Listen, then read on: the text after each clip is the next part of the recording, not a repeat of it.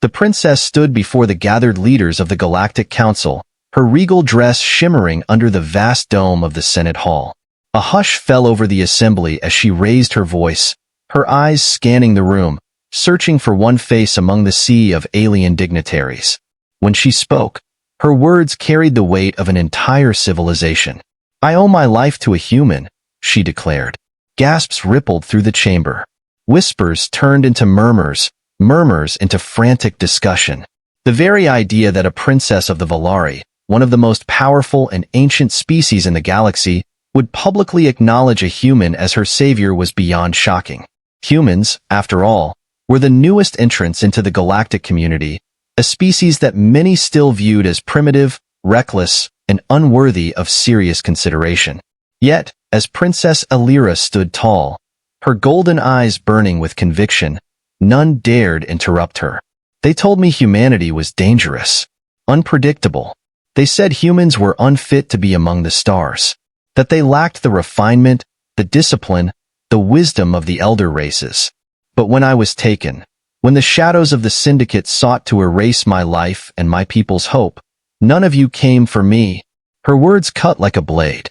The council members shifted uncomfortably, some lowering their eyes in shame, others scowling in defiance. "None of you came," she repeated, voice quieter, but no less powerful. "But he did." And then, she finally saw him. He stood at the edge of the chamber, a figure apart from the dignitaries and officials. His uniform was scuffed, his stance casual yet firm. His eyes, those strange, human eyes, met hers with a quiet intensity. Captain Elias Vance, the man who had fought through hell to bring her home. She turned fully towards him now, addressing not just the council but the galaxy watching through countless broadcasts. "When the syndicate abducted me, the Valari High Command hesitated. The great empires of the galaxy debated and negotiated. But a single human, against all logic, against all odds, made a choice. He chose to act. Alone, he infiltrated their stronghold. He fought where others feared to tread. He bled for me, and he carried me home." Alira took a step forward, the weight of her emotions clear in her every motion. "Tell me, great leaders of the galaxy, what does that say about humanity? You call them reckless, and yet their courage shames you. You call them violent, and yet their kindness surpasses your own. You call them unworthy, but today, I stand before you only because a human deemed my life worth saving." A stunned silence filled the chamber. The galactic elite, beings who had ruled the stars for millennia, were being forced to face a truth they had long ignored. Then, she did something that no one could have expected. She descended from the podium, walked with measured steps toward Elias Vance, and before the eyes of the entire galaxy, she knelt. "You are my savior," she said, voice trembling. "And before all who would hear my words, I swear an oath. The Valari will never forget this debt. And she paused, her gaze locking onto his. "I will never forget you." Elias, ever the soldier, stiffened at the unexpected display, but his lips curled into a small, wry smile. "Princess, you don't have to kneel for me. I was just doing my job." Alira shook her head. "No, Captain Vance, you did far more than that. And the galaxy will remember this day, not as the day a princess was saved, but as the day humanity proved they belong among the stars." The chamber erupted into chaos. Some cheered, some protested, some simply sat in stunned silence. But no one, not a single being, could deny the truth of her words. And far beyond that chamber, across 1,000 worlds, billions of humans saw and heard what had happened. For the first time, they were not outcasts, not an afterthought in the grand galactic order. For the first time, they were seen. The uproar in the chamber was deafening. Some council members rose in protest, their voices a cacophony of indignation and denial. Others remained silent, stunned into speechlessness by the princess's declaration. But outside this hall, across the galaxy, the effect of her words rippled outward like a supernova. On human worlds, millions watched the broadcast in awe. On the core worlds of the elder races, nervous whispers filled grand palaces and war rooms. The syndicate, the criminal empire that had abducted Alira in the first place, seethed in the shadows, knowing that their failure had now become a rallying cry for an entire species. But in the center of it all, Captain Elias Vance simply sighed. He had fought warlords, escaped death traps, and survived in the void of space with nothing but a knife and sheer stubbornness. But this? A royal kneeling before him? An entire galactic order shaken by his actions? He hadn't signed up for that. "Princess," he said in a low voice, offering a hand to help her rise. "You're making things complicated for both of us." Alira took his hand, standing tall once more, but her golden eyes never wavered. "Then let it be complicated," she replied. "For too long, the galaxy has lived under the illusion that humanity is insignificant. Today, that illusion ends." The council leader, a towering seraphim elder with sapphire-hued skin and bioluminescent markings, slammed his staff against the floor, demanding order. "This is unprecedented," his voice echoed. "The affairs of the Valari are their own, but we will not allow reckless humans to disrupt the balance of power in this galaxy." Alira's gaze hardened. "Balance?" she repeated. "Was it balance when the Syndicate took me? When my people pleaded for aid, and you turned away? You speak of balance only when it suits you." The Seraphim's expression darkened, but another voice cut through the chamber before he could respond. "I, for one, think she has a point." A new figure stepped forward, an Ulnari diplomat, one of the few Elder Race representatives who had advocated for humanity's inclusion in the galactic community. Her smooth, obsidian-like features betrayed no emotion, but her slit-pupiled eyes gleamed with interest. "The human risked his life to do what we would not. Perhaps we should stop fearing what they might do and start learning from what they already have done." A murmur of agreement, small but growing, spread through the council. Elias exhaled sharply. This was getting out of hand. He was a soldier, not a politician. He had never intended to be the face of anything. And yet, standing here, in front of the most powerful beings in the galaxy, he realized something. This wasn't just about Alira anymore. This wasn't just about him. This was about humanity's place among the stars. The weight of that truth settled on his shoulders. He had no grand speeches, no royal decrees to give. But he had always believed that actions spoke louder than words. So, with the entire galaxy watching, Elias did the only thing he knew how to do. He stepped forward, squared his shoulders, and met the eyes of the council without flinching. "I didn't save the princess for politics," he said plainly. "I didn't do it for power. I did it because it was the right thing to do. If that scares you, then maybe you should be asking yourselves why." The silence that followed was deafening. And then, one by one, council members began to shift. Some turned away, unwilling to acknowledge the truth. Others stared at the human before them, seeing not just a soldier, but a symbol of something greater. It was not an official declaration. It was not a signed treaty. But something changed that day. The illusion that humanity was small, weak, and inconsequential had been shattered. The first crack in the old order had appeared. And across the galaxy, as the broadcast of that moment spread to every colony, every city, every outpost, billions of humans watched in silent understanding. Their time had come. The tension in the Galactic Council chamber hung thick in the air, but Elias Vance could feel something else, an undercurrent of change. He had seen it before, in battle, in the eyes of soldiers right before an uprising. It was the look of beings realizing that the status quo was no longer unshakable. But then, the twist came. A sharp chime echoed through the hall, followed by the flickering of holographic screens as an emergency transmission forced its way through the council's secure network. The image of a Valari military officer appeared, his face tight with urgency. "Your Highness," he said, looking directly at Princess Alira, "the Syndicate has launched an assault on Valari Prime. Their fleet is bombarding the capital. They demand your immediate surrender." The room erupted in chaos. Alira's eyes widened. "That's impossible. We reinforced the planetary defenses after my rescue." The officer's voice was grim. "The defenses have been compromised. Someone gave the Syndicate our security codes." A stunned silence followed, and then the realization set in. A traitor. Someone high up in the Valari government had betrayed their own people, allowing the Syndicate to strike at the heart of their empire. The timing was too precise. It had to be a response to what had happened here today. Alira's declaration had shifted the galaxy's balance, and someone had decided that humanity's rise needed to be stopped before it began. Elias clenched his fists. He had thought his fight was over, but it never really was. The council members began shouting over one another, blaming each other, calling for emergency sessions, debating logistics, wasting time. Elias turned to Alira, his voice low and steady. "We need to go. Now." She nodded. There was no hesitation in her golden eyes, only determination. The Ulnari diplomat who had supported humanity stepped forward. If this is truly the Syndicate's doing, then Valari Prime won't be the only target. They'll want to make an example of your people, and they'll come for humanity next. Elias didn't doubt it. The Syndicate had already been humiliated once. Now, they wanted to send a message. Alira straightened her back, her royal training taking over. "Then we send them a message in return." She turned to the council, her voice sharp as a blade. "For centuries, you have underestimated humans.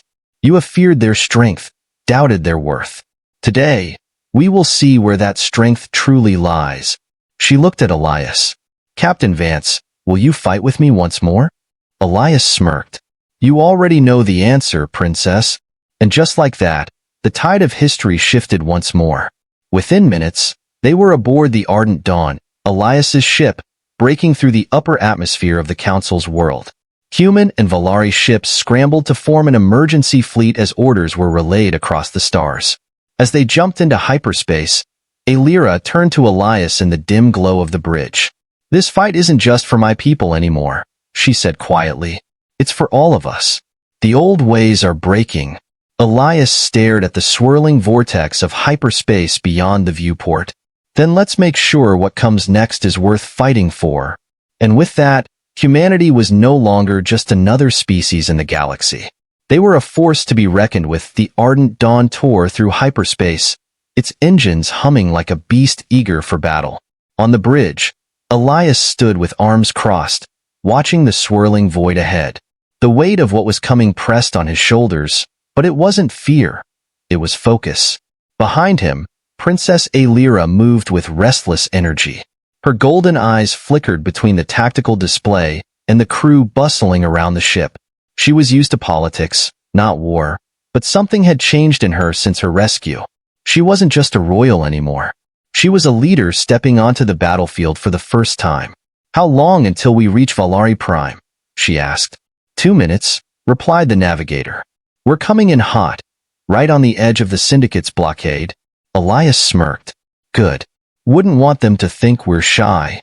The princess turned to him. "What's the plan?" Elias gestured toward the holographic map of the besieged planet. "The Syndicate's fleet is bigger than ours, but they're not expecting a counterattack this soon. That's our advantage. If we hit them hard and fast, we might punch a hole in their blockade long enough to drop reinforcements to the surface." Alira studied the map. "And the traitor? If someone in my government gave the Syndicate our security codes, they'll still have control over key defenses. Even if we fight our way through, the planet itself could turn against us." Elias exhaled. "That's the real problem. We can't just win this fight. We have to expose the traitor before they do more damage." "Any guesses?" The princess hesitated, then nodded slowly. "High Lord Virex. He was one of the strongest voices against humanity.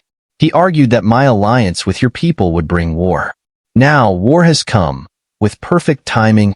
Elias's jaw clenched. "So we kill 2 birds with 1 stone. We take back the planet and expose Virex before he consolidates power." The ship's intercom crackled. "Captain, we're coming out of hyperspace. Brace for immediate engagement." The stars snapped back into place as the Ardent Dawn burst into real space, and all at once, the void of space erupted into chaos. Valari Prime was under siege. Syndicate warships, ugly, jagged things built for intimidation and destruction, circled the planet like vultures. The capital city burned beneath the clouded sky, streaks of plasma fire crisscrossing through the air as anti-air turrets tried, and failed, to hold the enemy back. Valari defense ships, outnumbered and disorganized, fought desperately against the blockade. And in the midst of it all, the Ardent Dawn roared into battle. All hands to battle stations. Elias barked. We're punching through the line. Fighters, form up and prepare for a hard drop. The ship shuddered as enemy turrets locked onto them. A hailstorm of laser fire streaked past, close enough to rattle the hull. Aelira gripped the edge of the tactical console. Can we break through? Elias grinned. Princess, we're human. Breaking through is what we do best. He slammed a fist onto the intercom. Gunners, light 'em up. The Ardent Dawn's turrets blazed to life, sending rapid bursts of railgun fire straight into the Syndicate blockade. The enemy ships, expecting a disorganized resistance, suddenly found themselves dealing with something far more dangerous. A human warship fighting like a rabid wolf. Enemy cruiser down, someone shouted. Shields at 60%, taking heavy fire. Elias narrowed his eyes at the tactical display. That's fine. We just need an opening. And then, the opening came. A Valari warship, inspired by the sudden human-led counterattack, surged forward and rammed straight into the Syndicate flagship. The collision sent debris flying, creating a break in the enemy formation. Elias didn't hesitate. Now, full thrust. Get us through that gap. The Ardent Dawn shot forward, weaving between wreckage and enemy fire, hurtling straight toward the planet's surface. As they entered the atmosphere, Elias turned to Aelira. We're going in on foot. You ready for this? She met his gaze, her expression fierce. I was born ready. The ship's landing thrusters fired as they touched down on the war-torn capital. The moment the ramp lowered, Elias and Aelira sprinted into the chaos, weapons drawn, soldiers following behind them.